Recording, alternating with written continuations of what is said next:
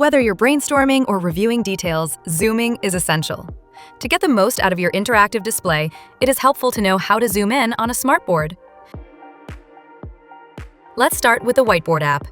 Here, simply use a two-finger pinch-out gesture anywhere on the canvas to zoom in seamlessly. Working with documents, zoom is just as easy. In Word or Docs, you can also use the same two-finger pinch gesture to zoom in directly on the text. Viewing images? Just use the same pinch gesture to zoom in and see every detail. Even while watching videos, you can zoom. Use the player's full screen button to immerse yourself in the details.